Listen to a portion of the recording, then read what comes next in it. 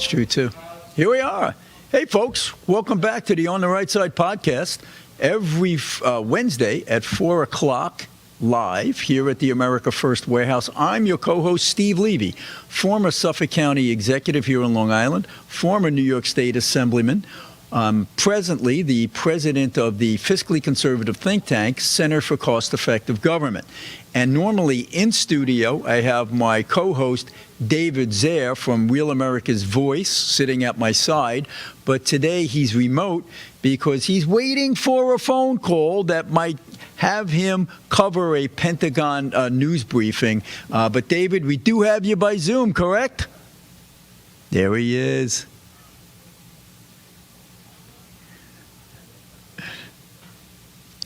We can get into that. I was in South Carolina with Pam Evett, who got the Trump endorsement. She's going to be in a runoff now. She won the primary. I've been everywhere, all over the place, maybe going to the Pentagon for AM briefing if there's one, going to Houston with Scott Bessent on Friday, going to Europe maybe with a cabinet member next week aboard the presidential plane. I was in the Oval Office twice last week with the president. Got some questions in. I got an insider peek of the UFC claw being built, and then I also will be at the UFC fights broadcasting, maybe from either the White House or outside the White House on Sunday night. Busy man, a man of many flyer miles, that's for darn sure. So we have you for a little while here on this broadcast. We may get you for the whole hour. We may get you for one segment. So while we have you, David, I want to talk about Iran. But before that, just in case we lose you, you were there yesterday on the ground in South Carolina. Big primary.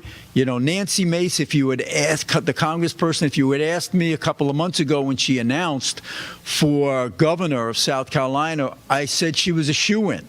But apparently she earned the wrath of the president, did not receive the endorsement, and he's like 10 for 10 now in these primaries. I don't think that necessarily translates into the general election, but at least with primaries, Trump is king. And Nancy Mace did not make the runoff, correct? The other two Republican candidates are going to battle it out in a runoff, who will then run, be the Republican standard bearer, and chances are that Republican will win. But tell us about what you saw down there and what's going on. Yeah, so Steve, there's this incredible dynamic going on in South Carolina. So Alan Wilson, the Attorney General, will be running in a runoff against the South Carolina Lieutenant Governor Pam Evett, who is the Trump-endorsed candidate. Because I was there on January 28th, 2023, inside the Columbia State House, the historic State House, where Trump redeclared his campaign launch for his reelection to run again for president. And Evett was there, and Henry McMaster was there. But Alan Wilson wasn't there. McMaster being the governor. Yep. And Alan Wilson's been very friendly to like Chris Christie types and other and John Kasich and Jeb Bush, and now he's kind of a Trumper. But Evett's always been there for Trump, and it's a backing out of loyalty. But she's also popular. South Carolina is the 10th fastest growing economy in the country right now. They're booming. They got manufacturing, BMW, Boeing. Michelin. I was in Greenville yesterday, which is her home city. And then I think Lindsey that's Graham the new Florida. South Carolina, along with Tennessee, are going to be the new Florida down in the northeast, the southeast. Yeah, it is. But there's a lot of dynamics going on there with the Trump endorsement. So Nancy Mace threw her support after she conceded yesterday behind Alan Wilson, which is going to hurt Evett. Now, if the candidate doesn't get 50% yesterday, they have to do this runoff, and it's only in 2 weeks. Now, Alan Wilson will have Nancy Mace voters behind him, maybe. And then you've got Ram Reddy, who's more of a liberal candidate. He's like playing class warfare as a Republican. He's a rich guy, but says he represents the working guy. He may throw his support. I heard from a little birdie last night, because I was at Evett's campaign headquarters, that he may throw his weight behind Evett. And he got 5 more points than Nancy Mace did yesterday. So it could secure potentially her victory. And then the question is, where will Ralph Norman's votes go? I don't think they're going to go to Evett. So I don't know. Maybe it's split. But I think most Republicans from outside that state, I don't think they're really getting involved with the inside baseball with that. I think their perspective is, hey, whoever emerges from the Republican side, they're going to win. And you have to agree with that, I would think, Well, every running governor in the since- general election. Yeah, well, every governor since '03 has been Republican. But the point is that this is like a referendum on Trump's power. He did lose a primary in backing Randy Feenstra in Iowa a couple of weeks ago. But he also jumped in after the early voting starting, and it was kind of a lukewarm endorsement, I think. So Trump's record, he has like 100+ primary victories so far going on. And sometimes it's good, sometimes it's not. I mean, we saw in the governor's race in Pennsylvania years ago with Mastriano, bad candidate, and we lost that seat. You know, Herschel Walker, bad candidate, we lost that seat. So sometimes it works out and sometimes it doesn't. But with South Carolina, I mean, most of Republicans believe the governorship is in the bag. But the bigger question is with the Senate, and that's where all the marbles are. And you have this nutcase Platner, the communist in Maine. He succeeded in winning. You know, it's funny because the Maine residents, they had a chance, even though the present governor is not actively running, they still had a chance to say, I'll vote for her because she's on the ballot physically instead of the communist, you know, guy who kidnaps and detains his lover in a room, you know, crazy stuff. And they still went for the nutcase. You got to remember, they voted for Platner 5 or 6 times, Janet Mills. Yeah. And they don't care about it. Now, they care about Trump and a fake accusation, and the woman doesn't remember the year she was supposedly sexually assaulted in Bergdorf Goodman. Right. And he has to pay her $80 million, and they hate Trump and want him hanged for it, and he didn't even do anything. But it's okay for Platner to like be beating his girlfriends. Well, isn't it hilarious though? The Democrats, me too. When it was Brett Kavanaugh, you have to believe the woman. And I would say, wait a minute, you don't have to believe the woman. You follow the freaking evidence. Where is the evidence? Sometimes women are telling truth. Most of the time they are. Sometimes, as with Tawana Brawley, or the case of the Duke accuser, the Duke University accuser, they're lying. You follow the evidence. But now, oh, well, you know, we don't necessarily have to believe these women who are accusing the Democrat. Now you have to wait and see and give him the benefit of the doubt. What incredible hypocrisy, is it not? Well, it's worse than that. You hear the voters who were supporting Platner, these old cat ladies and these old liberal couples in Maine, they were saying they don't care. They don't care about what he did. And, David, the best example, can I interrupt you? One second. Hold on. I would just add that they would all say Trump's a rapist. Yeah, but the best one was this woman. She was interviewed, and they asked her about, is a Democrat, the tattoo, the Nazi tattoo, and said, oh, I'll give him the benefit of the doubt on that one. And then they asked her, well, it's unbelievable. What if he had a tattoo of the Israeli flag on his chest? Oh, that's a bridge too far. I could not accept that because I'm against genocide. So this liberal woman was saying a deal killer is an Israeli flag, but not a Nazi tattoo. This is the Democratic Party today. Unbelievable. Listen, they have no moral compass. That's clear. It's an incredible thing. And, you know, a lot of people were upset that Mark Lynch couldn't, you know, beat or at least make Lindsey Graham be in a runoff. And Mark Lynch only spent $4.9 million, and Lindsey Graham spent $30 million. Yep. But, you know, as much as people complain about Lindsey Graham, he keeps getting elected. This will be his fifth re-election. And he'll be a shoo-in come November, and that's really important. And a lot of Republicans don't like Susan Collins, but the main vote she'll cast is for who the majority leader is. That's everything. Well, Trump said today, I don't always agree with her, but she hasn't missed a vote in years. And, you know, he has that mutual respect for her. But, like, Lindsey Graham is kind of like the glue that keeps him, like, in concert with, like, Thune and stuff, who are, like, you know, they're dastardly, you know. And Lindsey Graham is like this necessary evil. Well, that's what politics is. You got to, you know, compromise, and you got to deal with the devil you and have. Graham's rather than raised the devil a lot of money for Trump. He's always been there for Trump. True. And look, it can't be 100% litmus test. There has to be cases where people disagree, and they have to cut them some slack. But the Senate is so important. The swing states are in play. Now, Michigan is going to be interesting because I think a lot of people assume that the Democrats are going to keep Michigan. I'm not so sure. Rogers is a hell of a good candidate who came close in the past, and they're putting up most likely a crazy Islamist over there, correct? Yeah, he has a shot. I'm not so sure yet. But also, like, you know, the Republican candidates are running away for Trump and going against him on the Iran war because they know they're in contested districts. And one of them is Tom Barrett in Michigan because they're feckless and they're spineless. And, you know, they're throwing Trump under the bus because they want to keep their seat. Well, we've got to talk about Iran, and we're out of time in this segment, but I hope you're not pulled off in the next 3 minutes while we're doing this commercial. But it is so important. We've got to talk about Iran and how, you know, where are the Republicans standing, and where is President Trump standing? Because I'm going crazy trying to follow this.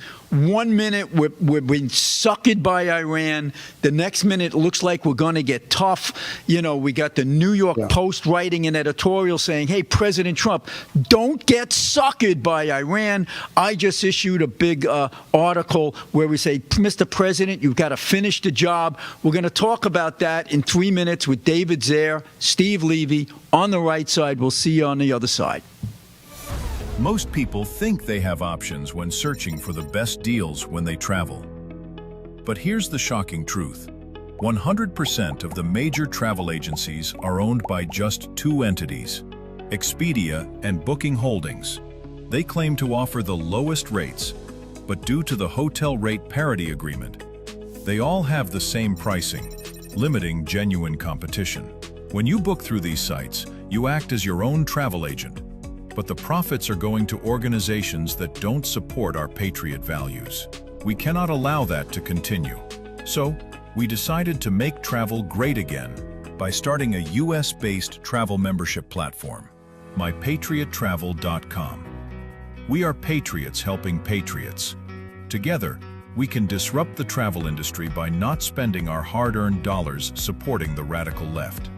For just $29.99 per month, you gain access to true wholesale rates on travel, saving you on average 35% and up to 65%. Book as often as you like, with no limits. Keep your hard-earned dollars in your pocket and spend them on things you need and want to support.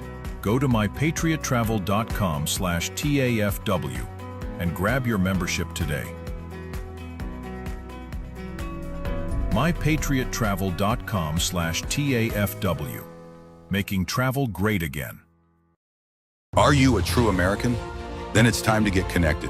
Download the America First Media and Television app and stay up to date with real news, bold voices, and live events from the America First Warehouse. From national broadcasts and exclusive shows to comedy nights, concerts, and special events. It's all right at your fingertips. No filters, no spin, just America First. Download the America First Media and Television app today and be part of the movement. I'm sure you guys remember the platinum single, Justice for All, with Donald Trump and the J6 Prison Choir. Well, get ready for round two. We're coming out with Anthem of the Free with High Res and the J6 Prison Choir. It's coming out now. It's pre-sale until December 19th when it drops. Get yours on all platforms, Google Play, Apple iTunes. Get it. It's going to be hot. Justice for all, our voices ring. The anthem of the free. It's me, Joe the Box, the America First Warehouse, most patriotic venue in all the land. The America First Warehouse, a beacon for all to see, a symbol of unity.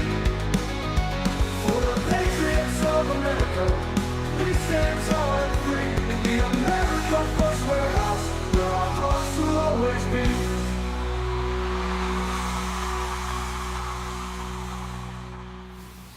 Hey everybody, welcome back on the Right Side podcast. I am your co-host, Steve Levy, former Suffolk County executive and New York State Assemblyman, president and executive director of the fiscally conservative think tank, the Center for Cost-Effective Government. David Zare is my partner on this show. He's back. Oh, I thought we were going to lose him to an interview with the president, but no, thankfully we have him. Before David and I get into talking about Iran, we want to throw a shout out and a thank you to Joe the Box, the man who makes this all possible here at the America First Warehouse on Long Island. Folks, if you've never been here, if you're traveling on Long Island, stop by in Ronkonkoma, New York. It is a mecca for patriots here.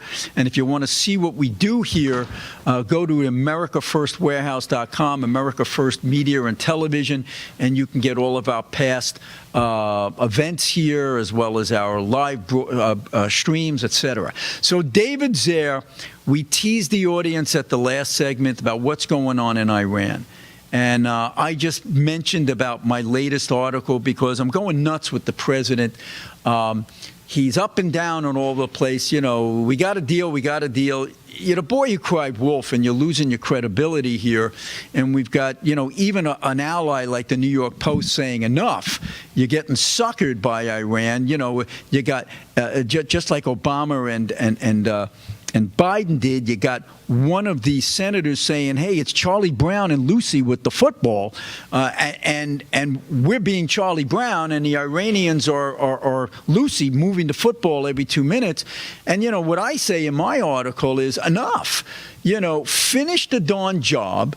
I know that there is a tendency to want to, you know, just get a deal so that we can move on, get the oil prices stabilized, and deal with the midterms. This is too important.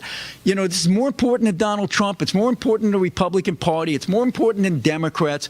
We as Americans have to understand we're at like a 1944 moment where there's a question of who's going to get the bomb first. Is it going to be America and have some use it for a deterrence, or is it going to be the Nazis? And we won. We had a Manhattan Project, and we won that battle. We're at that stage again.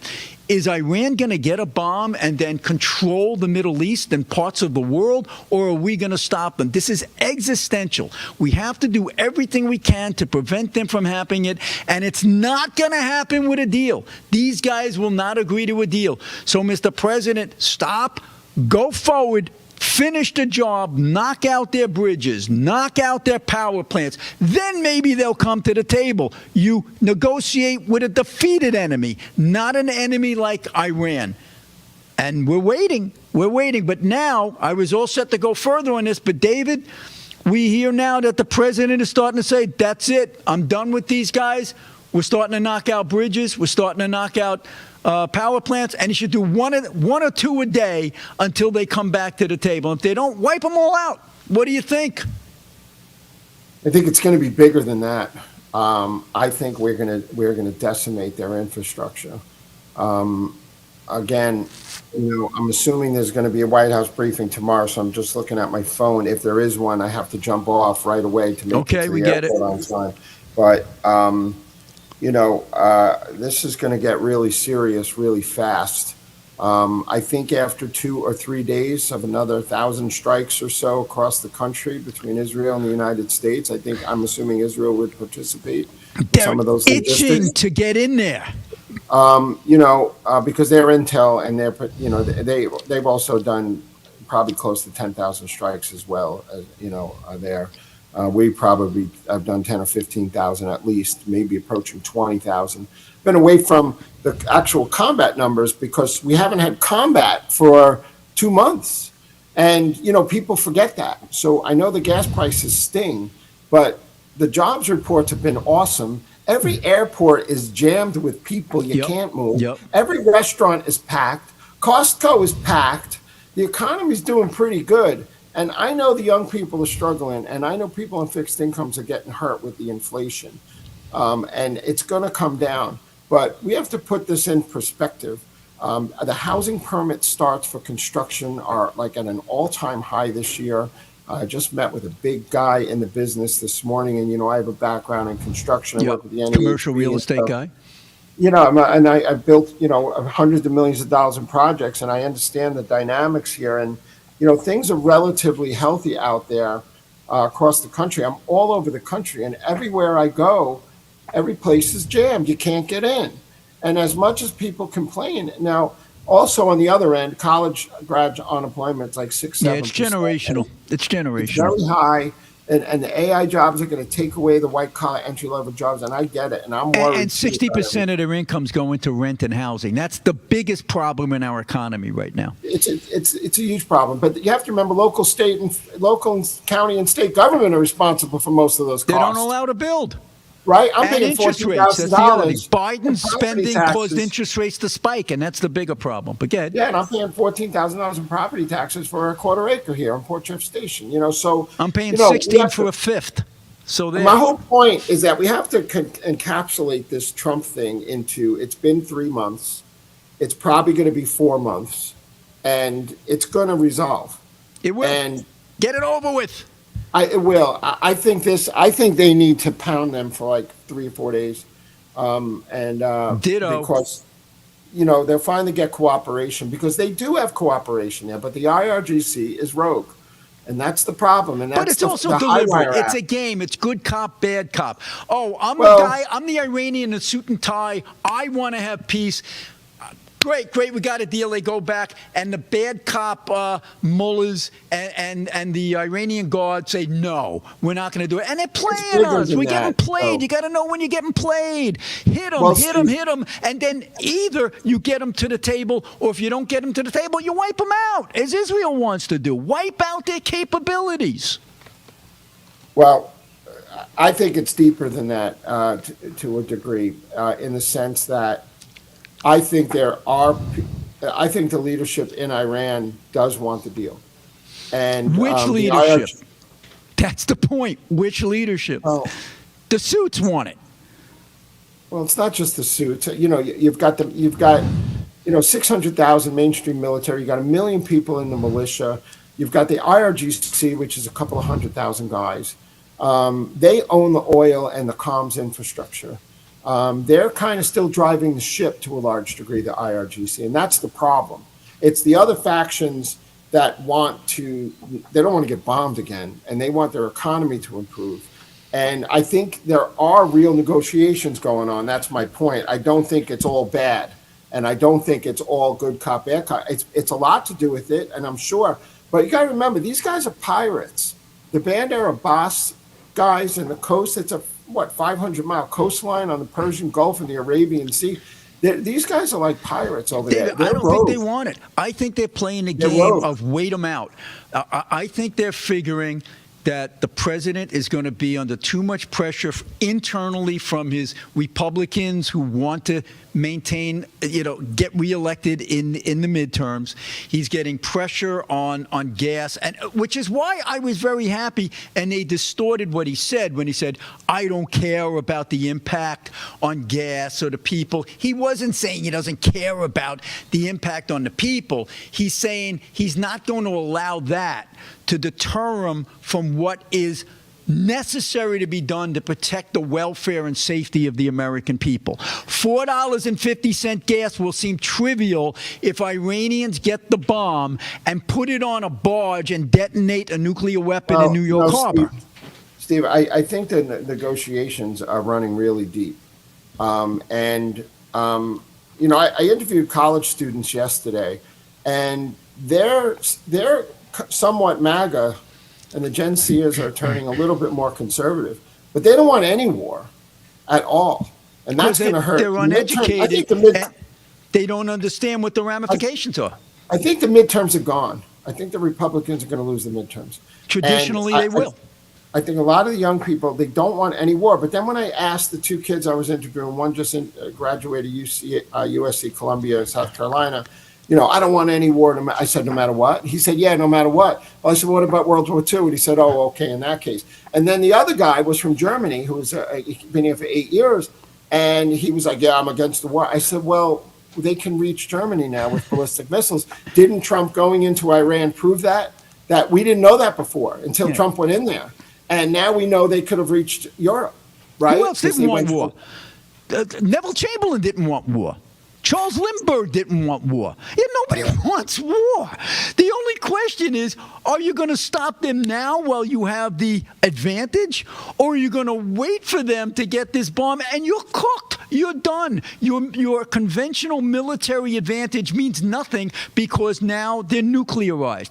And yes, you're right. These Gen Zers, they don't want what, but they're uneducated. They don't even know what World War II is about. They don't know what these guys are capable of, and they're just naive, right? So that's why you need a leader to say, we're going to do what's right to protect our land. And get in there and do the job. You know, there's a headline the other day that I saw. Israel fights and Trump talks.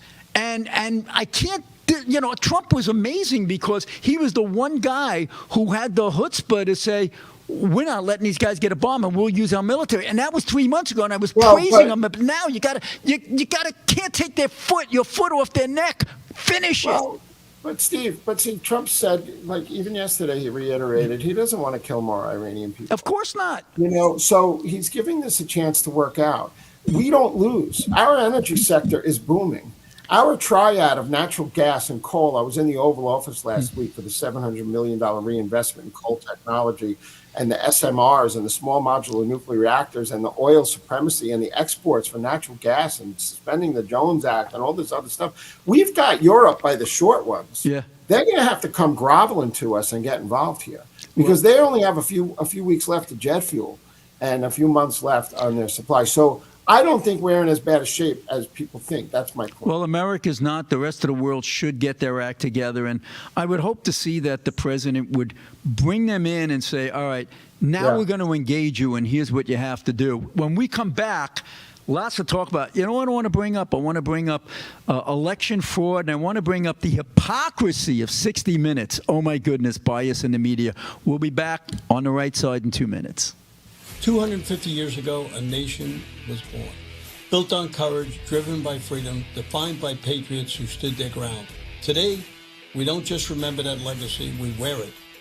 This is more than a shirt. It's a symbol of strength, freedom, and pride.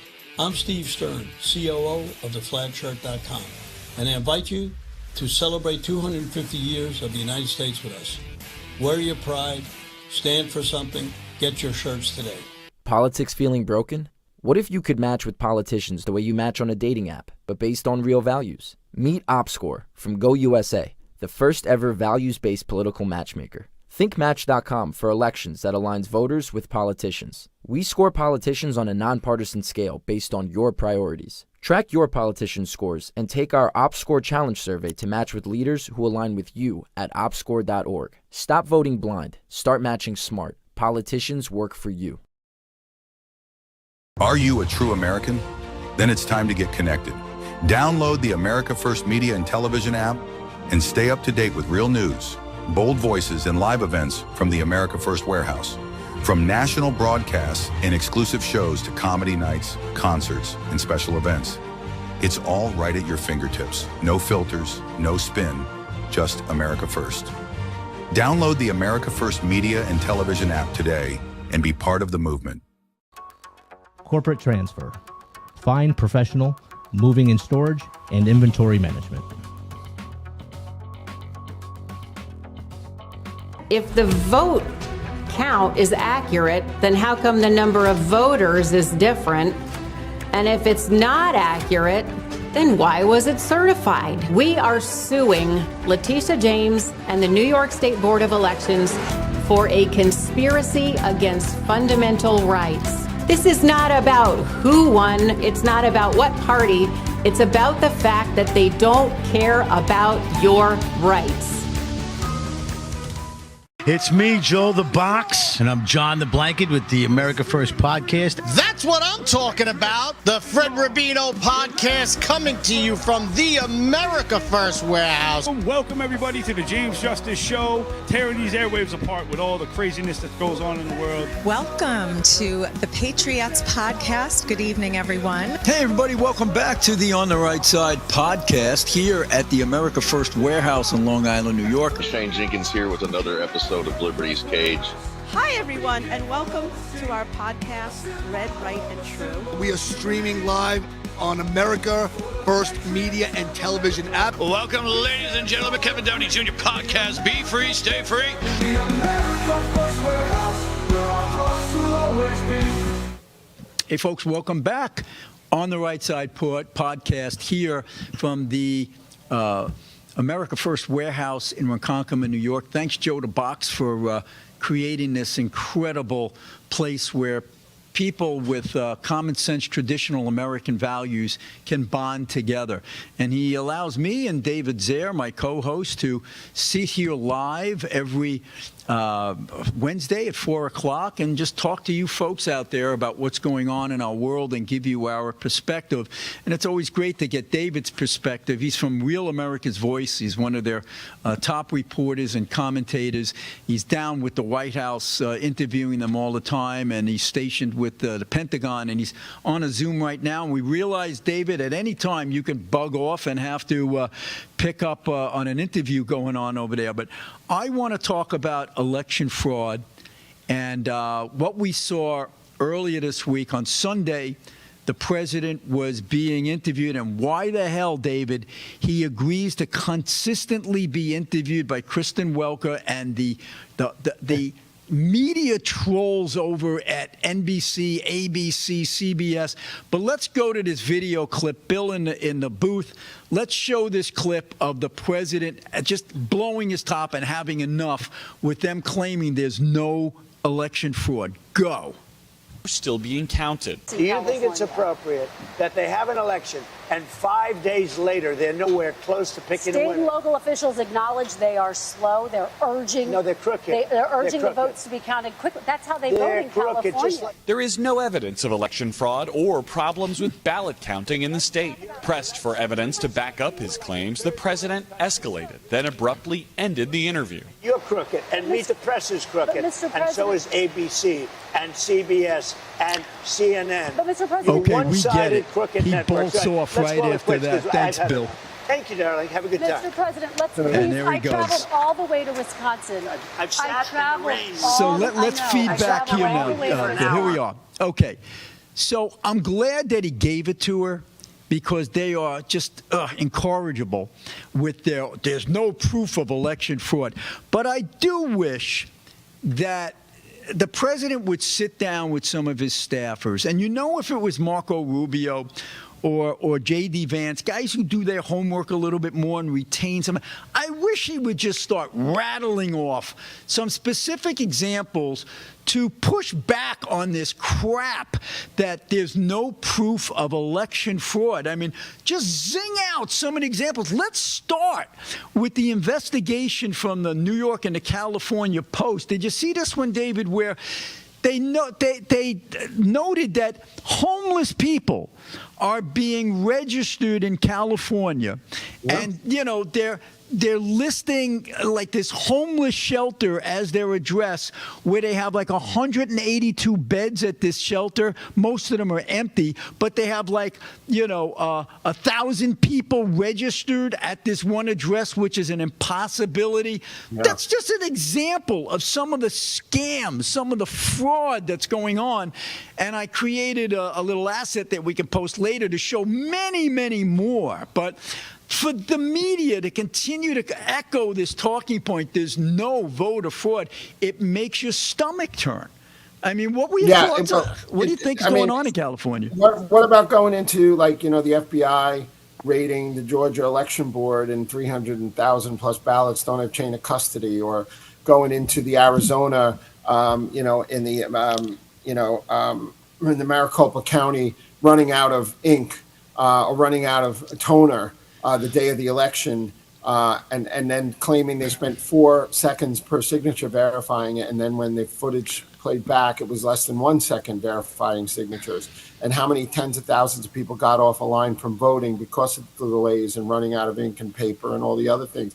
And what about Pennsylvania, where this missing mail truck, and Giuliani maintains those ballots, were shoved through the machines after they taped up the windows, and that was the difference making up the ballot after the election. Now, some of that might not be true, but make the argument. Trump should make the argument. The truckloads of data being delivered to the Detroit Center, the fake leak in Georgia. Why isn't he saying it? And that's upsetting to me. Say the That's upsetting to specifics. me. Say, how about, remember this case of the illegal immigrant from Iowa who rose all the way up to the ranks to become a superintendent of schools, David Zell? Yeah, I just covered that. Yeah. Was registered to vote, an illegal alien. And that can't happen. And then you have in New York and these other states with motor voting now, you go to register your car or to register, and they automatically register you to vote, but you don't have to be a citizen. You could be an illegal alien and get a license, and you're automatically registered to vote. And it's on video in Minnesota, people buying ballots in Somali communities, I just got back from the Moms for Liberty on the Midway in San Diego, by the way. It was an incredible event. Maybe we could talk about that in the next segment for a minute. But, California is the battleground. And Iowa, I met with an Iowa state rep who was involved with that, with the superintendent. The guy wasn't even a citizen of the country. He wasn't allowed here, and he's a superintendent of schools. And then I just interviewed Stacy Langdon in Fairfax High School, where, this girl was assaulted. This guy was convicted of groping 3 girls. He's an illegal alien. He's 19 years old. You could be 22 years old in Virginia schools, in Fairfax schools, and an illegal alien around your 14-year-old child. He was accused of groping 13 of them. So that's what's going on. Yeah. And what about, why do Democrats want to keep so many dead people on the rolls? Why won't they purge the rolls? And it's pretty obvious why, right? You keep dead people on the rolls. You keep people who moved 10 years ago on the rolls. You don't purge them. And then you mass mail these ballots by the millions, so they're circulating everywhere. Then you legalize ballot harvesting, which is the worst, and still illegal in about half of the states. But California now allows the NGO operatives to go with the ballot in hand up to the homeless person. Here, sign this. We'll register. We'll say that you live at this shelter. Voila. They now have a ballot for their guy. They take it from the homeless guy and they stick it in a drop box somewhere in the middle of nowhere. No chain of custody. It's all on video. The mules. What was the name of the movie? 42 Mules. I always forget the name of the movie. Dinesh D'Souza.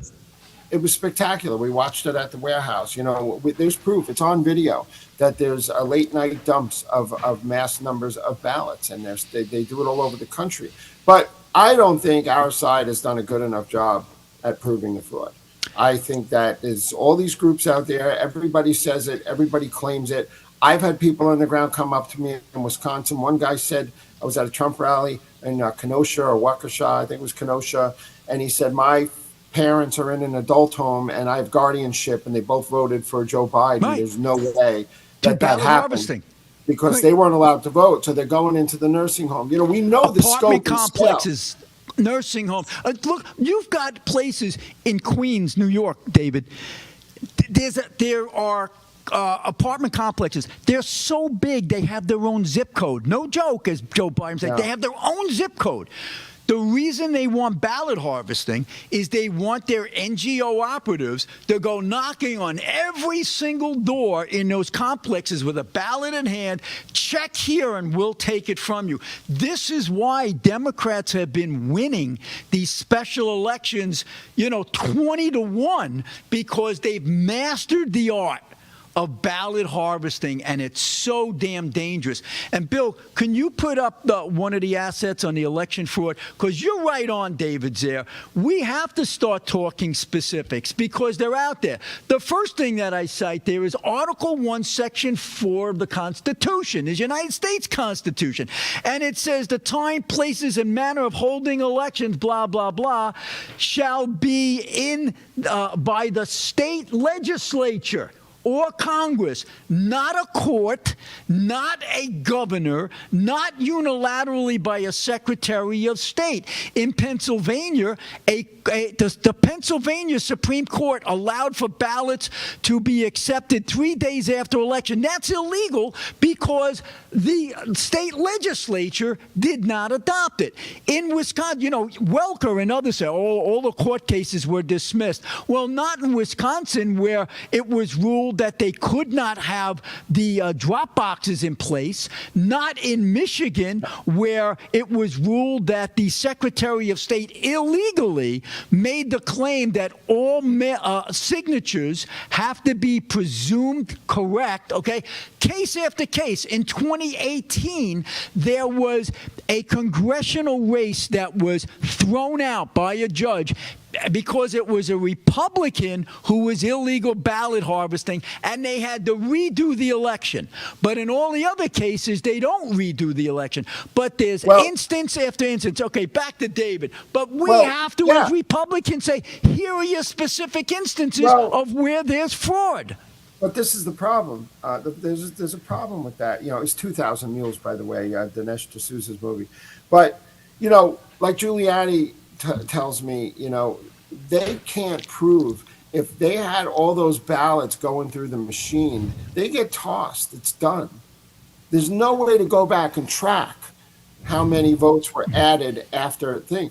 The other part of it is in Georgia, when those women ran the stuff through the machines, they didn't know they were on closed circuit video. It's obvious they were running ballots through.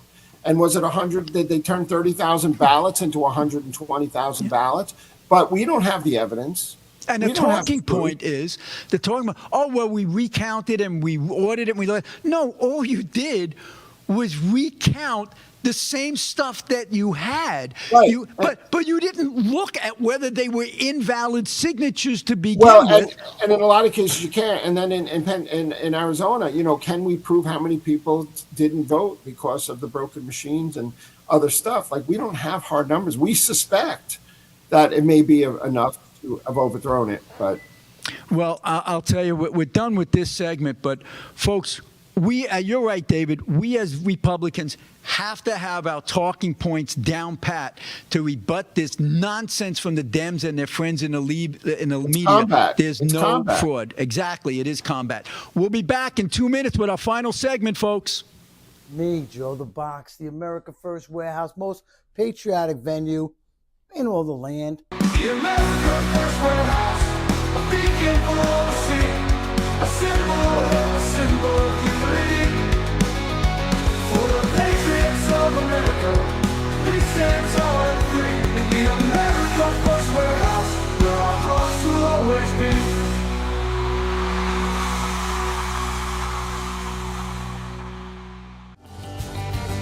The America First Ultra MAGA Store.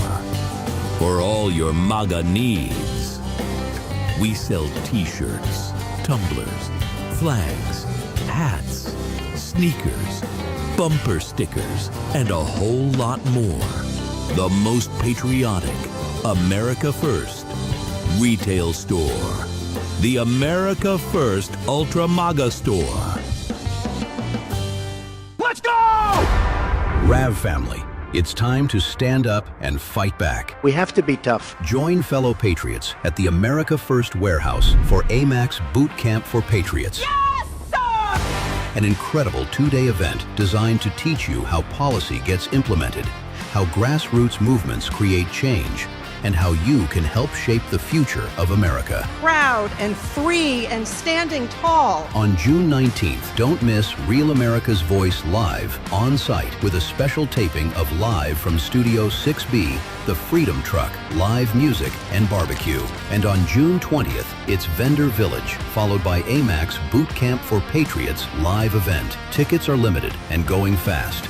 Scan the QR code now and reserve your spot today. 2 days of training, fellowship, and action brought to you by AMAC. Get your tickets now before they're gone.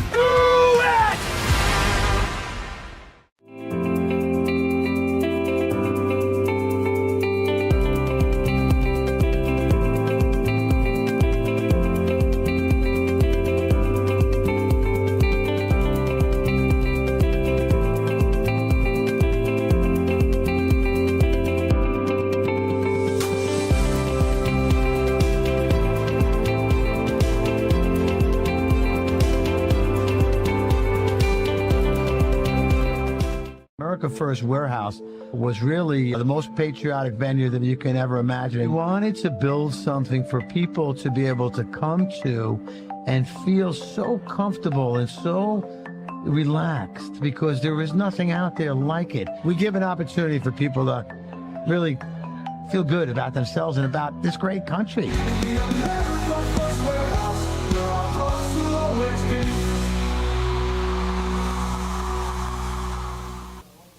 We're back, folks, on the Right Side podcast every Wednesday, live, 4 p.m. I'm Steve Levy, your co-chair here, former county executive in Suffolk County, former New York State Assembly member, and David Zaire from Real America's Voice, my partner over here. And the reason David's not in studio is because he's always on the road doing interviews. And when we say interviews, we mean interviews. And earlier this week or late last week, David, you were actually, I saw it on YouTube. You were in the Oval Office with the president, and you actually posed a question to him with his little conference that he had on meeting our energy needs. Fill us in. What did you ask? How did he respond? Yeah, so I covered the White House for 3 days last week. I'll be there again tomorrow and maybe the week after. A lot going on, and there's always something going on. So I was there for the Mehmet Oz press brief. You know, J.D. Vance did one, and then who else did who did the other one? Marco Rubio did great, and then Oz. Oz was really good, and that was really interesting. So it's exciting, right? And then I interviewed Kevin Hassett from the National Economic Council about GDP. He says GDP is going to grow 3-4% for the next couple of quarters. I hate when they overdo the expectations. Yeah, it's going to be 3. Low. It's going to be 3, I think. So, but then I was in the Oval Office for executive order signings, one for increasing border security and penalizing companies coming across the Mexican border for smuggling. It's going to save us $15 billion a year. Wait, repeat that. Repeat that. So, smuggling penalties and thwarting smuggling and illegal trade across the border. It's going to save us about $15 billion a year in fraud. Okay. But Trump, nobody's come through the border in 11 months. There's not one recorded incident of somebody sneaking into the country. It's truly incredible what's going on. Crime numbers are just that alone. We should be smashing it in the midterms. Yeah. But anyway, so much going on in the Oval Office. And then I was there for an executive order where he signed about firing federal employees. 8,000 of the 2 million federal employees, he said, should be accountable to the president's orders, and if they're not, they're going to be fired. So he gave them compared to private sector, ability to be able to fire these people if they're not carrying out presidential directives in these high-paying positions at high levels of government. And then I was there for the by the way, that's the deep state, where an elected official gives orders, and the deep state says, "Screw you, we're not going to follow them." That's exactly what the deep state is. Steve, it is, because like my friend just went for a job interview. I think it was in DOJ, and they said the person was such a witch that was interviewing her. And she's known, like she's the opposition. She's the wall.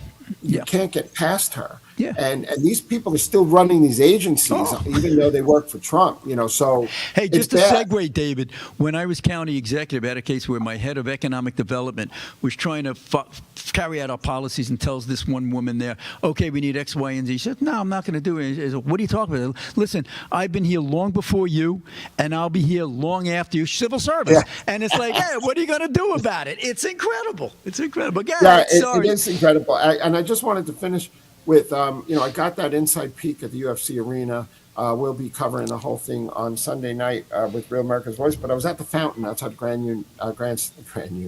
Union Station, and I had two people I've worked with that have been robbed by gunpoint at Union Station, and I always filmed over the years the depravity that goes on there, and then going back to Penn, and it's worse. And Trump has restored these 22 fountains. The reflecting pool's gorgeous. Yep. But the atmosphere in D.C., you can't get in a restaurant. You can't get in a hotel. It's a buzz. Because they're safe. They're safe now. 58 years low on crime. So, listen, he's doing an incredible job. But my whole point of all of this is you can't keep up. My head is spinning. I can't keep up. I keep there's always something going on. But isn't what happened in D.C. just a classic example of how one person can make a difference, or just common sense can make a difference. It was a disaster area, and now it's safe. Giuliani did it. It was a disaster area, now it's safe. And by the way, I'll give kudos to a Democrat. The new mayor in San Francisco is starting to enforce the law, and San Francisco is having a renaissance where people are feeling safe. They're getting rid of the homeless. They're putting them into shelters. They're arresting people, stopping the recidivism. One person can make a difference if you just enforce the law. Donald Trump on the border. One man can make a difference. You didn't need immigration reform, comprehensive reform. You needed one man to enforce the damn law. It's all bullcrap. Yeah, it's all root cause. Root Unbelievable. cause you don't understand. Hey, we got 6 minutes left here. I want to talk about 60 Minutes. That sanctimonious ass. Scott Pelley, who was crying, "Oh, they let me go." First of all, this guy's got incredible you-know-whats going up to his boss at an initial introductory meeting and berating him in front of the other staff. We know it was orchestrated. He wanted to be the martyr so he can go out and say, "Look at me, I'm the victim. I'm defending free speech and journalism." This guy is such a hack. This is the guy, just some of his examples. He defamed the Moms for Liberty by trying to state that they were anti-gay and book burners simply because they didn't want pornography and critical race theory in our schools. This was the 60 Minutes. Pelley was the guy who gave a commencement speech who berated Trump for destroying journalism, but said nothing when Joe Biden was stifling free speech of the press if they dared to speak out about COVID, the truth on COVID, or the truth on Hunter Biden. This is the same 60 Minutes that told Trump he was lying when he said he was spied upon, when in fact he was. The examples that we can give, I can keep going on for another 10 minutes about the hypocrisy at 60 Minutes, but what do you have to say about this jackass? Scott Pelley. No, I don't have any respect for him. He's always been biased, and he's open about it. And I don't mind that as much as the lies. I'm a conservative-oriented reporter / field correspondent, but I'll bring you the facts. You want to argue with me, you want to debate, that's fine. But Pelley won't have an honest debate. It's all media spin. But the executives, the network, are the complicit ones, and he gets to get away with it. So, and look at Kristen Welker with Trump, right? Right. I wish Trump, was more patient with Welker. But, she's always been a sniveling little twit. What about what they did with Kamala Harris? Right? Yeah. They edited up. They edited her interview because she was a blithering idiot who couldn't put a sentence together, and they had to splice it to make it sound like she was coherent. Total abdication of journalistic standards and responsibilities. Right, but Trump comes out on top on that. Paramount Skydance media merger. The head of CBS had to resign. Yeah. Over that. So. Trump always comes out on top. He's coming out on top of Jean Carroll now because she's a nutcase. Yeah, well, let's see what happens on appeal. Again, the Me Too stuff. Oh, you got to believe you can't believe the ones who are coming against Plattner, but you can believe a woman going back 25, 30 years ago doesn't remember the year that the so-called assault happened. The Plattner girls, they sound real. And you know what? And Plattner's like an oysterman. No, first of all, nobody says oysterman in Maine. Nobody says it. It's a made-up word that he made up. He went to an $80,000 boarding school from his rich parents. I think there's a screw loose over there. But you know what's the most amazing to me about Plattner? It's not even so much the Me Too stuff. It's not even a tattoo. The guy's an avowed communist. He says, I'm a communist, and I want to espouse and bring into play communist ideology. That's Communist not the probably deal with a breaker. $100,000 Grand Cherokee in his backyard. I'm really sorry for yawning. I just got off a plane back from South Carolina. I thought I and was now- boring you with my No, stellar I'm sorry. commentary here. I'm shot.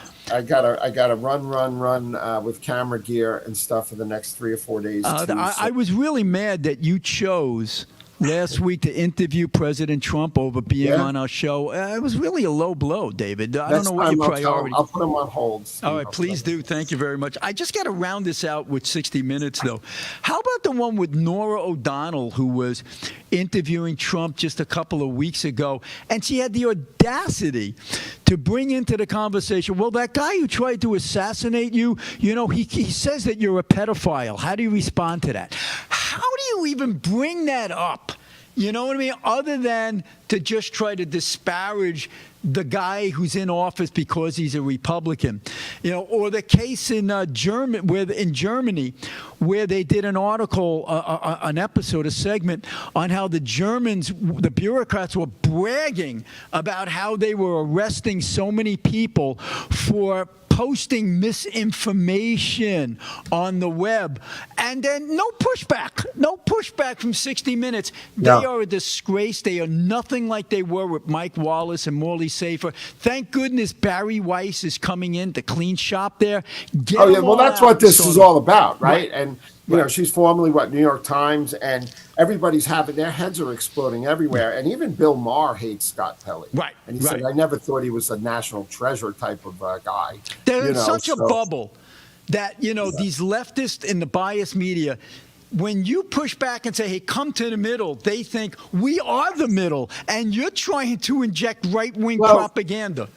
Steve, I would just add to that, I work with a lot of these journalists. I'm not a big name in lights, like some of them, but you're getting it. I'm in the same room. I hold my own with them. But the point is that some of them are really insulated, and they're elitists. They're in a bubble. They're in a bubble. Hey, David Zaire, thanks. I'm so glad you didn't get pulled off, that you were here with us for the whole hour. Where can they find you in 10 seconds? At Dave Zier on X and David Zier on everything else. Folks, you can find me at stevelevy.info or the Center for Cost-Effective-Government.org. We're so happy you joined us here for another hour. Be with us next week again, live, 4 o'clock, the America First Warehouse on the Right Side podcast. Bye-bye. For the patriots of America, we stand tall and free in the America First Warehouse, where our hearts will always be.